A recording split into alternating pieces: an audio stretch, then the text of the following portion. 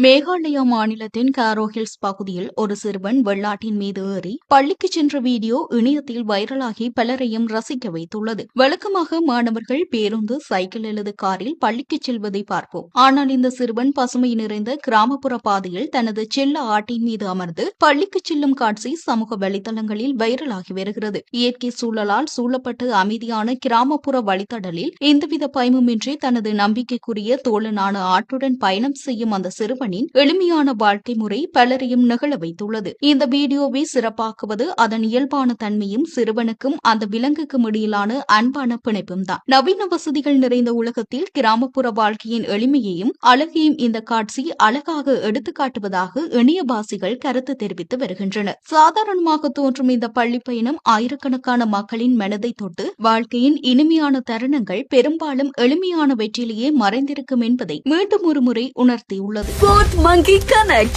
AI works for you. உலகம் முழுவதும் தமிழர்களுக்கான AI WhatsApp Business Connect. Business தேடுறீங்களா? வாட்ஸ்அப் போதும். எந்த நாட்டிலிருந்தும் பதிவு செய்ய தயாரா இருங்க. Coming soon.